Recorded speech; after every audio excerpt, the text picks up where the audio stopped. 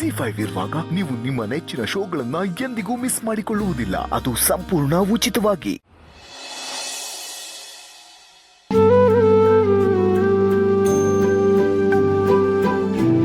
ಏನೋ ಪ್ರಾಬ್ಲಮ್ ಇಲ್ಲ ತಾನೇ ಡಾಕ್ಟರ್? ಎಲ್ಲ ಸರಿಯಾಗಿದೆ ಅಲ್ವಾ? ಏನು ಪ್ರಾಬ್ಲಮ್ ಇಲ್ಲ. ನಾನು ಹೇಳಿಲ್ಲ ಗೆಳೆಯ. Thank you doctor. ನಾನು ತುಂಬ ಟೆನ್ಸ್ ಆಗಿಬಿಟ್ಟಿದ್ದೆ, ಏನಾಗಿದೆಯೋ ಏನೋ ಅಂತ. ನಾನು ಪ್ರಾಬ್ಲಮ್ ಇಲ್ಲ ಅಂತ ಹೇಳಿದ್ದು ನಿಮಗೆ, ಬಟ್ ನಿಮ್ಮ ವೈಫ್ಗೆ ಗಂಭೀರವಾದ ಸಮಸ್ಯೆ ಇದೆ.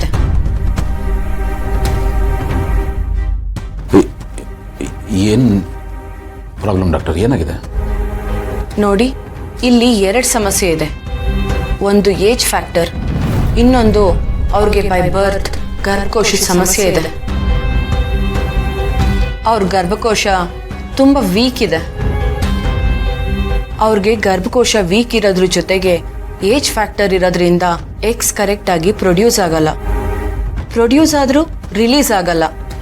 ಅಲ್ಲಿ ಸಮಸ್ಯೆ ಆಗತ್ತೆ. ಹಾಗಾಗಿ ಮಕ್ಕಳಾಗೋ ಚಾನ್ಸಸ್ ಇಲ್ಲ ಅಂತಾನೆ ಹೇಳ್ಬೋದು. ಅಲ್ಲ ಡಾಕ್ಟರ್, ಮೆಡಿಕಲ್ ಫೀಲ್ಡ್ ಇಷ್ಟೊಂದು ಮುಂದುವರೆದಿದೆ, ಇದಕ್ಕೇನು ಸೊಲ್ಯೂಷನ್ ಇಲ್ವಾ? ಎಷ್ಟೇ ಖರ್ಚಾದ್ರೂ ಪರವಾಗಿಲ್ಲ, ಹೇಳಿ, ಏನಾದರೂ ಸರಿ ಟ್ರೀಟ್ಮೆಂಟ್ ಕೊಡಿಸ್ತೇನೆ. ಟ್ರೀಟ್ಮೆಂಟ್ ಕೊಡಿಸಿದ್ರೆ ಮಕ್ಕಳಾಗತ್ತಲ್ವಾ? ಇಲ್ಲ ಗೌತಮ್ ಅವರೇ, ನಾನು ಆಗಲೇ ಹೇಳ್ದಂಗೆ ನಿಮಗೆ ಮಕ್ಕಳಾಗೋದು ತುಂಬಾನೇ ಕಷ್ಟ. ನೀವು ಆ ಪ್ರಯತ್ನಕ್ಕೆ ಕೈ ಹಾಕದೆ ಇರೋದೇ ಒಳ್ಳೇದು. ನಾನು ಈ ಮಾತು ಯಾಕೆ ಹೇಳ್ತಾ ಇದ್ದೀನಿ ಅಂದರೆ, ಅಕಸ್ಮಾತ್ ಎಗ್ ರಿಲೀಸ್ ಆಗಿ ಕನ್ಸೀವ್ ಆದರೂ ಕೂಡ ಅಬಾರ್ಟ್ ಆಗೋ ಚಾನ್ಸಸ್ ತುಂಬ ಜಾಸ್ತಿ ಇರುತ್ತೆ. ಪದೇ ಪದೇ ಇದು ರಿಪೀಟ್ ಆದರೆ ನಿಮ್ಮ ವೈಫ್ ಹೆಲ್ತ್ ಮೇಲೆ ಅದು ಎಫೆಕ್ಟ್ ಆಗುತ್ತೆ. ಅವ್ರ ದೇಹಕ್ಕೆ ಅದನ್ನು ತಡ್ಕೊಳ್ಳೋದಕ್ಕೆ ಕಷ್ಟ ಆಗುತ್ತೆ. ತುಂಬ ರೇರ್ ಕೇಸಲ್ಲಿ ಕನ್ಸೀವ್ ಆಗಿ ಗರ್ಭ ನಿಲ್ತು ಅಂತ ಅನ್ಕೊಳ್ಳಿ, ಮುಂದಕ್ಕೆ ಅದು ಕಾಂಪ್ಲಿಕೇಟೆಡ್ ಆಗುತ್ತೆ. ಹುಟ್ಟೋ ಮಗು ಅಂಗವಿಕಲವಾಗಿ ಹುಟ್ಟಬಹುದು, ಇಲ್ಲ ಬುದ್ಧಿಮಾಂದ್ಯ ಮಗು ಆಗ್ಬೋದು. ಅವಾಗ ಇನ್ನೂ ಕಷ್ಟ ಆಗ್ಬಿಡತ್ತೆ.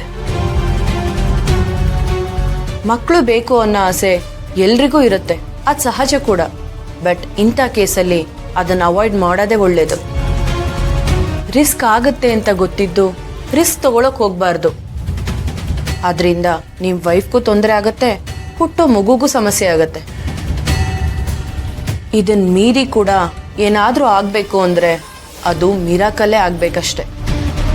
ಐ ಆಮ್ ಸಾರಿ, ನಿಮ್ಗೆ ಒಪ್ಕೊಳ್ಳೋದು ಕಷ್ಟ ಆಗ್ಬೋದು, ಬಟ್ ನೀವು ಒಪ್ಕೊಳ್ಳೇಬೇಕು.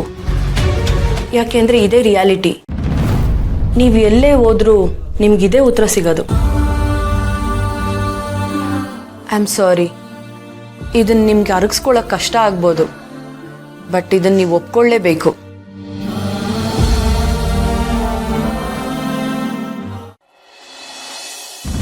ನೀವು ನಿಮ್ಮ ಮನಸ್ಸನ್ನ ಗಟ್ಟಿ ಮಾಡ್ಕೋಬೇಕು. ಮಕ್ಕಳು ಅನ್ನೋದನ್ನ ನಿಮ್ಮ ಮನಸ್ಸಿಂದ ತೆಗೆದಾಕ್ಬಿಡಿ.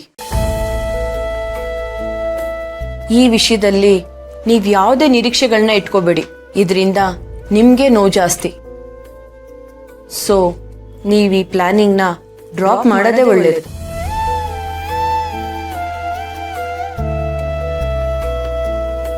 ಇಟ್ಸ್ ಓಕೆ ಡಾಕ್ಟರ್, ನನ್ನ ಮಕ್ಕಳೇ ಬೇಡ. ನಾನು ಆ ಯೋಚನೆ ತಲೆಯಿಂದ ತೆಗೆದಾಕ್ಬಿಡ್ತೀನಿ. ಬಟ್ ನನ್ನ ಕನ್ಸರ್ನ್ ಏನು ಅಂತ ಹೇಳಿದ್ರೆ, ನನ್ನ ವೈಫ್ ಗರ್ಭಾಶಯದಲ್ಲಿ ಏನೋ ತೊಂದರೆ ಇದೆ ಅಂತ ಹೇಳಿದ್ರಲ್ಲ, ಅವ್ರ ಜೀವಕ್ಕೇನು ಅಪಾಯ ಇಲ್ಲ ತಾನೆ? ಇಲ್ಲ, ಅವ್ರಿಗೇನು ಸಮಸ್ಯೆ ಆಗಲ್ಲ.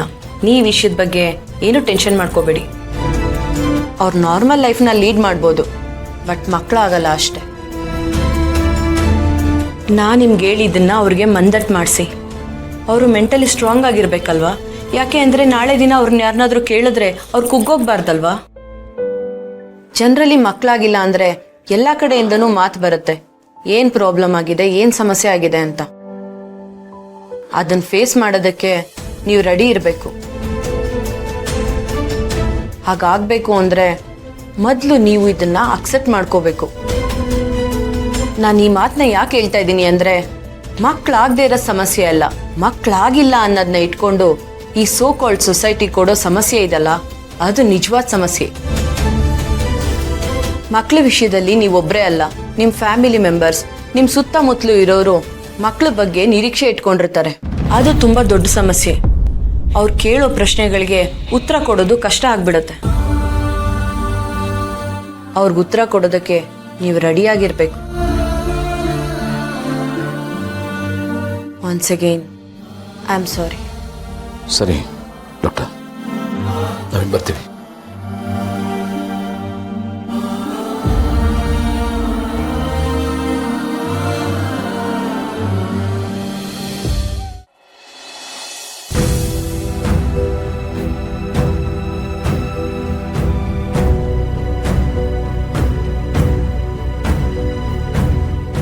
ನಾನು ನನ್ನದೇ ಆದ ಲೋಕದಲ್ಲಿ ತುಂಬಾ ಕನಸುಗಳನ್ನ ಕಟ್ಕೊಂಡ್ಬಿಟ್ಟಿದ್ದೆ.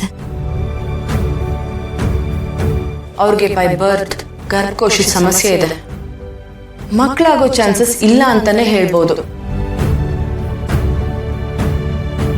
ಇಷ್ಟೊತ್ತಿಗಾಗಲೇ ಕಾಲ್ ಮಾಡ್ಬೇಕಿತ್ತಲ್ವಾ?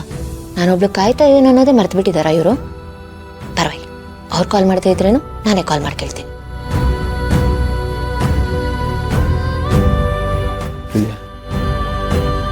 ಸಮಾಧಾನ ಮಾಡ್ಕೊಳ್ಳ.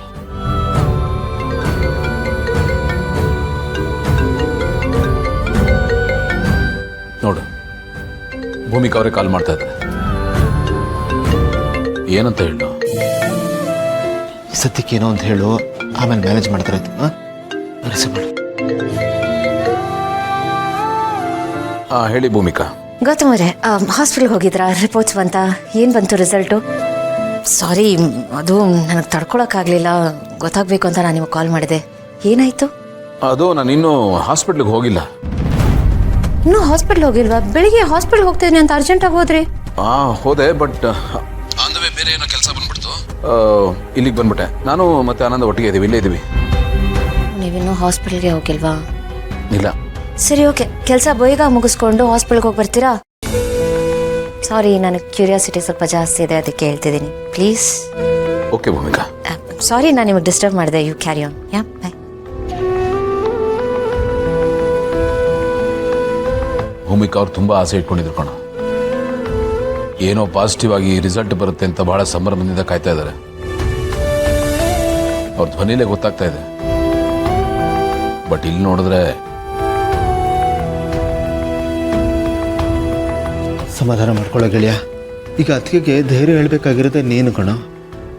ನೀನೇ ಧೈರ್ಯ ಕಳ್ಕೊಂಡ್ರೆ ಅವರು ಧೈರ್ಯ ಹೇಳೋರು ಯಾರು?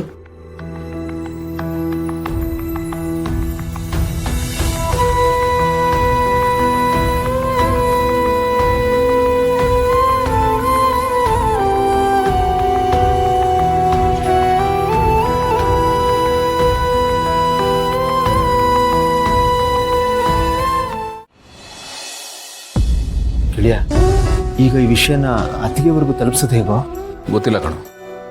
ಈ ವಿಷಯನ ಅವ್ರ ಮುಂದೆ ಹೇಗೆ ಪ್ರಸ್ತಾಪ ಮಾಡಬೇಕು ಅಂತ ನನಗೆ ಗೊತ್ತಾಗ್ತಾ ಇಲ್ಲ. ನನಗೆ ಎಷ್ಟು ಕಷ್ಟ ಆಗ್ತಾ ಇದೆ, ಅವ್ರಿಗೆ ಇನ್ನು ಹೇಗಾಗ್ಬೇಡ. ಹೌದು ಗೆಳೆಯ, ತುಂಬಾನೇ ಕಷ್ಟ ಆಗುತ್ತೆ. ZEE5 ಆಪ್ ಡೌನ್ಲೋಡ್ ಮಾಡಿ ಎಲ್ಲಾ ಸಂಚಿಕೆಗಳನ್ನು ಸಂಪೂರ್ಣ ಉಚಿತವಾಗಿ ನೋಡಿ.